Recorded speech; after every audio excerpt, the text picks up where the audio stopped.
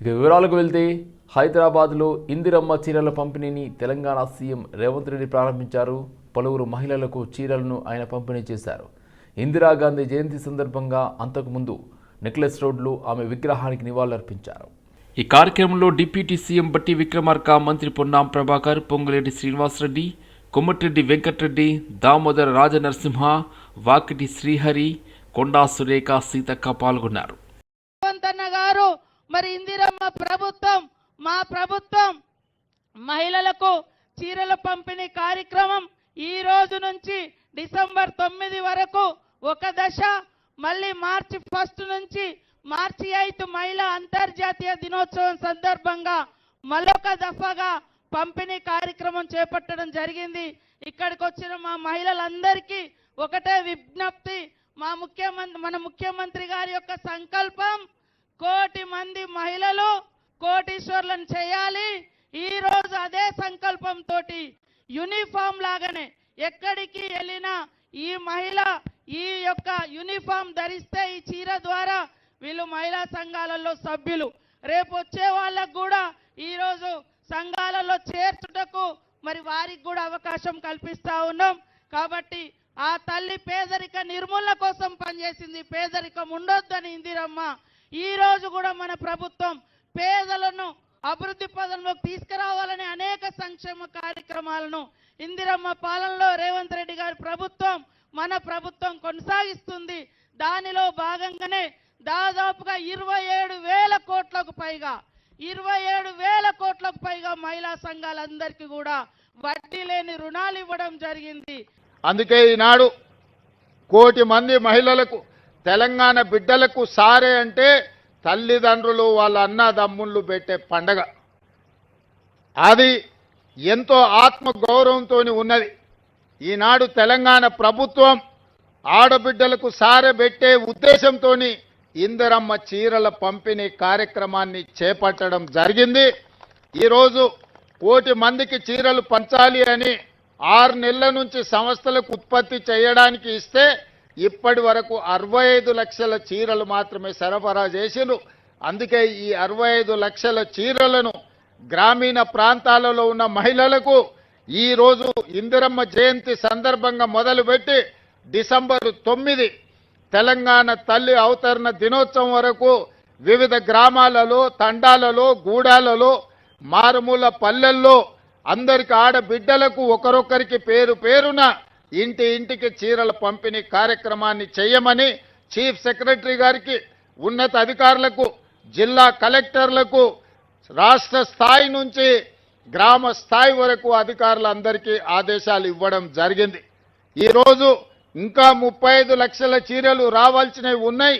పట్టణ ప్రాంతాలలో, మున్సిపాలిటీలలో ఈ 35 లక్షల చీరలు మార్చి 1 నుండి మార్చి 8 తారీఖు అంతర్జాతీయ మహిళా దినోత్సవం లోపల మిగతా మహిళలకు కూడా ఈ 35 లక్షల చీరల పంపిణీ జరుగుతుంది. టోటల్గా ఈరోజు నవంబర్ 19తో మొదలై మార్చి 8 తారీఖు నాటికి 1 కోటి మంది ఆడబిడ్డలకు 1 కోటి చీరలు పంపిణీ చెయ్యాలని ఒక మంచి సంకల్పంతో ప్రతి ఆడబిడ్డకు సారె పెట్టాలని ఈ ప్రభుత్వం, మీ సోదరుడు ఈరోజు చేస్తున్న ప్రయత్నాన్ని నిండు మనసుతో ఆడబిడ్డల్ని ఆశీర్వదించవలసిందిగా కోరుకుంటూ, ఎవరు ఆందోళన చెందవలసిన అవసరం లేదు, ఎవరు రాలేదు అని బాధపడాల్సిన అవసరం లేదు. ప్రతి ఆడబిడ్డకు చీర చేర్చే బాధ్యత ఈ ప్రభుత్వం తీసుకుంటుంది, సీతక్క గారు తీసుకుంటారు. స్వయంగా సీతక్క గారు ఈ కార్యక్రమాన్ని పర్యవేక్షిస్తారు. మొదటి విడత 65 లక్షల చీరలు గ్రామీణ ప్రాంతాలలో ఉన్న ఆడబిడ్డలకు ఇవ్వడం జరుగుతుంది. జూబ్లీహిల్స్ నియోజకవర్గ ఎర్రగడ్డ డివిజన్ ఆనంద్ నగర్లోని ఉన్న దివంగత భారతదేశపు మాజీ ప్రధాని ఇందిరాగాంధీ జయంతి సందర్భంగా వారి విగ్రహానికి పూలమాలలు వేసి ఘనంగా నివాళులర్పించారు. జూబ్లీహిల్స్ ఎమ్మెల్యే నవీన్ యాదవ్ అనంతరం జయంతి సందర్భంగా ఏర్పాటు చేసిన కేక్ కటింగ్ కార్యక్రమంలో పాల్గొన్నారు. ఈ సందర్భంగా ఎమ్మెల్యే నవీన్ యాదవ్ మాట్లాడుతూ భారతదేశ అభ్యున్నతి కోసం ఇందిరాగాంధీ చేసిన అపూర్వ సేవలను జూబ్లీహిల్స్ శాసనసభ్యులు నవీన్ యాదవ్ కొనియాడారు.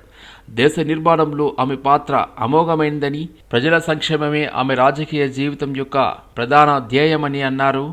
ఇందిరాగాంధీ నాయకత్వంలో జాతీయ భద్రత బలోపేతం కావడంతో పాటు వ్యవసాయ రంగం సహా పలు కీలక రంగాల్లో భారతదేశం స్వావలంబన దిశగా అడుగులు వేసిందని వారు పేర్కొన్నారు.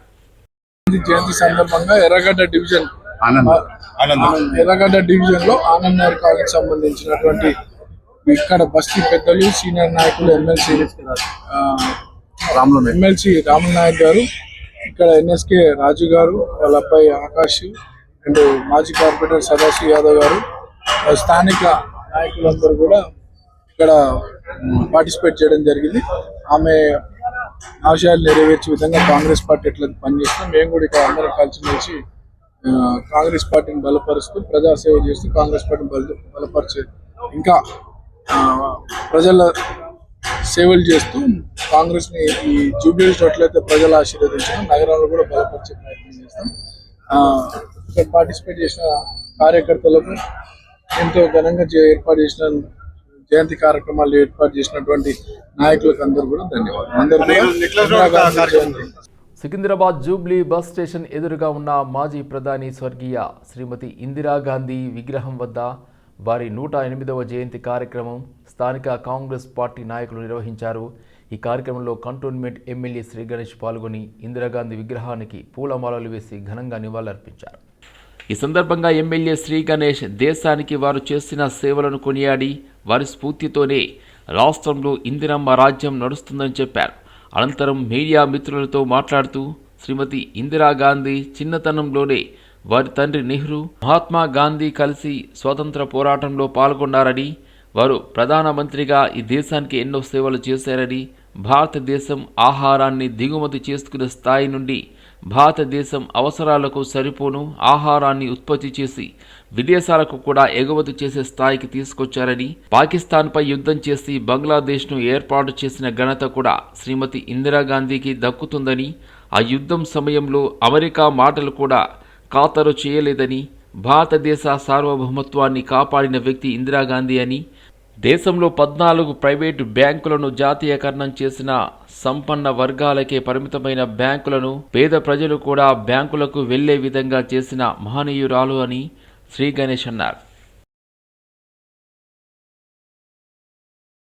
భారతదేశానికి ఏకైక మహిళ మొట్టమొదటి ప్రధానమంత్రి ఎవరైనా ఉన్నారంటే ఈరోజు వారికి మహిళా ప్రధానమంత్రి అంటే ఇందిరాగాంధీ గారే. వారు చిన్ననాటి నుంచే మన స్వతంత్ర పోరాటంలో వాళ్ళ తండ్రితో పాటు వారికి జైలు కూడా వెళ్ళడం అయింది. వారు ప్రధానమంత్రి అయిన తర్వాత దేశంలో అనేక డెవలప్మెంట్ చేయడం జరిగింది. అందులో భాగంగానే ముఖ్యంగా ఏదైతే వారు చూశారో మన పేద ప్రజలకు బాగుండాలనేసి గరీబీ హటావో అనే నినాదంతో పేద ప్రజలను బాగు చేయడానికి అనేక కార్యక్రమాలు తీసుకొచ్చారు. ఇదే కాకుండా మన దేశంలో ధాన్యాలు పంటలు కొరత ఉన్నప్పుడు మనకు కావాల్సినంత ధాన్యాలు లేకుండా అంటే కూడా దానికి సంస్కరణలు చేసి హరిత వనంగా ఈ యొక్క భూమి అందరికీ అందేటట్టు అందరూ వ్యవసాయం చేసి మనకు సరిపోయే ధాన్యాలు తీసుకొచ్చాను. ఆహార భద్రత పథకం కూడా తీసుకొచ్చి ఈరోజు మనకు దేశంలో సరిపోయే అందరికీ ఆహారం దక్కుతుందంటే కూడా వారు తీసుకొచ్చిన సంస్కరణలే. అంతకు ముందుకు వారికన్నా ముందు ప్రైవేట్ బ్యాంక్స్ ఉండేది. ఒకటి ధనికులకే బ్యాంకు వాళ్ళు వాడుకున్నారు. వాళ్ళు బ్యాంకు వాళ్ళు కూడా only business motive, profit motive private banks ఉండే. అలాంటి బ్యాంకులను కూడా నేషనలైజ్ బ్యాంక్స్ చేసి ఇక్కడ రైతులకి రుణాలు ఇచ్చి తక్కువ రేట్ల రుణాలు కావచ్చు, పేద ప్రజలకు కూడా తక్కువ రేట్ల రుణాలు ఇచ్చి అందరూ ఈ బ్యాంకింగ్లో పార్టిసిపేట్ అయ్యేటట్టు తీసుకొచ్చినా కూడా ఘనత వారికే దక్కుతుంది. అన్ని రంగాలలో అభివృద్ధి మాటలు ఈరోజు మన భారతదేశం ఉందంటే వారే మూలంతో ఇక్కడ దాకా వచ్చింది. మనందరికీ తెలుసు పాకిస్తాన్ తోటి యుద్ధం చేసి కూడా బంగ్లాదేశ్ని సపరేట్ చేసి ఆ రోజు అమెరికా నుంచి కూడా అమెరికా ప్రెసిడెంట్ వారికి ఫోన్ చేసి యుద్ధం ఆపమంటే కూడా వారు ఆపలే, భయపడేది లేదు, మీరు ఏం చేసుకుంటే చేసుకోమని చెప్పారు. వారి ఆశయాలు ఏదైతే ఉన్నాయో భారతదేశంలో ఉన్న ప్రతి పేదవాళ్ళకు మేలు జరగాలని వారు ఆనాడు కూడా వృద్ధులకి పెన్షన్ తీసుకొచ్చిన ఘనత కూడా మన స్వర్గీయ ఇందిరాగాంధీ గారిది. పెండింగ్లో ఉన్న 6,000 కోట్ల ఫీజు రియంబర్స్మెంట్ వెంటనే విడుదల చేయాలని ఎల్బీనగర్లోని హస్తినాపురం చౌరస్తాలో విద్యార్థులతో బీసీ సంఘం జాతీయ నాయకులు ఆర్ కృష్ణయ్య తెలంగాణ ప్రభుత్వం ఏర్పడి 3 సంవత్సరాలు కావస్తున్న ఫీజు రియంబర్స్మెంట్ విడుదల చేయలేదని, స్కాలర్షిప్లు ఇవ్వలేదన్నారు ఆర్ కృష్ణయ్య. ఫీజు రియంబర్స్మెంట్ అడిగినందుకు రేవంత్ రెడ్డి కాలేజీ యాజమాన్యాలను ఫీజు డొనేషన్లు ఎలా తీసుకుంటారు అంటూ బ్లాక్మెయిల్ చేస్తున్నారని, బ్లాక్మెయిల్ చేయడం మానుకోవాలని అన్నారు. కాంగ్రెస్ ప్రభుత్వం బీసీలపై చిత్తశుద్ధి లేకుండా 42% రిజర్వేషన్లు అమలు చేస్తారని హామీ ఇచ్చి బీహార్ ఎన్నికలు అయిపోయినంత వరకు రిజర్వేషన్లు రాజ్యాంగబద్ధంగా కల్పిస్తామని మాట చెప్పి ఎన్నికలు ముగిసిన వెంటనే పార్టీ పరంగా ఇస్తామంటూ మోసం చేస్తుందని, కాంగ్రెస్ ప్రభుత్వం వైఖరిని ఎండగట్టి ప్రజల్లోకి మోసాలను తీసుకెళ్తామని ఆర్ కృష్ణయ్య హెచ్చరించారు. 42% రిజర్వేషన్ రాజ్యాంగబద్ధంగా ఇచ్చిన తర్వాతనే ఎన్నికలకు పోవాలని, స్థానిక సంస్థల ఎన్నికలకు అంత అత్యవసరం ఏముందంటూ ప్రశ్నించారు ఆర్ కృష్ణయ్య. బీసీలకు అడుగడుగున అన్యాయం చేస్తుంది. ఎందుకంటే ఒక సంవత్సరం నుంచి ఊరించి బీసీలకు 42% విద్యా ఉద్యోగాలలో స్థానిక సంస్థలలో 42% రిజర్వేషన్ ఇస్తామని వాగ్దానం చేశారు. అసెంబ్లీలో బిల్లు పాస్ చేశారు, జనాభా లెక్కలు తీశారు. చివరకు నిన్న స్థానిక సంస్థల ఎన్నికల విషయం లోపల మేము పార్టీ పరంగా ఇస్తాము, ఇవ్వలేము అని చెప్పి ప్రకటించారు. మేము సవాల్ చేస్తున్నాం, సర్పంచ్ ఎన్నికలకు పార్టీ సింబల్ ఉండదు, ఓన్లీ ఇండిపెండెంట్ ఇలా పడతారు వార్డు మెంబర్లకు సర్పంచ్. ఎవరిని ఫూల్ చేయడానికి పార్టీ పరంగా 42% ఇస్తామంటారు. మాకు చట్టబద్ధంగా ఇవ్వాలి తప్ప బీసీలకు బిచ్చం వద్దు, వాటా కావాలి. బీసీలకు వాటా ఇవ్వాలి తప్ప రాజ్యాంగబద్ధంగా ఇవ్వాలి, చట్టబద్ధంగా ఇవ్వాలి తప్ప పార్టీ పరంగా వద్దని చెప్పి మేము డిమాండ్ చేస్తున్నాం. విద్యా ఉద్యోగ ఆర్థిక రాజకీయ రంగాలలో బీసీలకు జనాభా ప్రకారం ఇవ్వాలి వాటా. ఇది వాటా బిచ్చం కాదు. రెండవది, ఒకవైపు కోర్టులో కేసు ఉంది, నువ్వు ఎన్నికలకు పోవాల్సిన అవసరం ఏముంది? ఏం తొందర ఉంది? కోర్టు జడ్జిమెంట్ రాని వచ్చిందా కాదు. ప్రభుత్వానికి అసలు చిత్తశుద్ధి లేదు, ఏదో దుమ్ముకపోయి దాటేసే వైఖరి ఉన్నది తప్ప ప్రభుత్వానికి బీసీలకు 42% ఇవ్వాలని చిత్తశుద్ధి లేదు. స్కాలర్షిప్లే ఇవ్వవు, ఫీజులు ఇవ్వవు, నువ్వు రిజర్వేషన్లు ఎట్లు ఇస్తావు? నీ చేతులున్నాయే ఇవ్వవు. రెండవది, ఒక్కసారి కూడా ప్రభుత్వం ఢిల్లీకి పోయి అఖిలపక్షాన్ని తీసుకుపోయి ప్రధానమంత్రిని కలవడానికి ప్రయత్నం చేయడం లేదు. మూడో విషయానికి వస్తే, పార్లమెంట్ లో ఇండియా కూటమికి 248 ఎంపీలు ఉన్నారు. ఒక్క రోజైనా పోయినసారి 1 నెల రోజులు ఓట్ చోరీ అని బీఆర్ మీద 1 నెల రోజులు పార్లమెంట్ జరగకుండా బైకండి. కానీ ఒక్క రోజన్నా బీసీలకు జనాభా ప్రకారం రిజర్వేషన్లు పెట్టాలి అని చెప్పి ఏ పార్టీ కానీ ఈ ఇండియా కూటమిలో లీడ్ చేస్తున్నటువంటి కాంగ్రెస్ కానీ ఒక్క రోజైనా పార్లమెంట్ లో బైకాట్ చేశారా? అల్వాల్ పోలీస్ స్టేషన్ పరిధిలో హస్మత్పేటలో పోలీసుల నిర్బంధ తనిఖీలు చేసినట్లు మేడ్చల్ డీసీపీ కోటిరెడ్డి తెలిపారు. 200 మంది పోలీసు సిబ్బందితో నిర్బంధ తనిఖీలు చేపట్టారు. నేర చరిత్ర ఉన్న 11 మంది, 19 మంది రౌడీ షీటర్లకు కౌన్సిలింగ్ ఇచ్చారు పోలీసులు. సరైన అనుమతులు లేని 22 ద్విచక్ర వాహనాలు, బెల్ షాపుల్లో అక్రమంగా విక్రయిస్తున్న 46 లీటర్ల మద్యం స్వాధీనం చేసుకున్నారు. ఉత్తర భారతదేశం నుండి వివిధ రాష్ట్రాల నుండి వచ్చిన వారు ఇక్కడ స్థిరపడ్డారు. ప్రజల భద్రతే ధ్యేయంగా ప్రజలకు భరోసా కల్పించేందుకు నిర్బంధ తనిఖీలు నిర్వహిస్తున్నాం. అద్దెకు ఇల్లు ఇచ్చే యజమానులు, అద్దెదారులకు సంబంధించి అన్ని వివరాలు తీసుకోవాలని సూచించారు.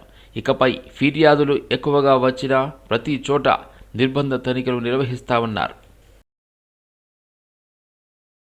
అల్వాల్ పోలీస్ స్టేషన్ పరిధిలో హస్మత్పేట, అంబేద్కర్ నగర్ ఏరియాలో సాయంత్రం 4 గంటల నుంచి కార్డన్ సెర్చ్ ఆపరేషన్ చేయడం జరిగింది. దీనిలో లా అండ్ ఆర్డర్తో పాటు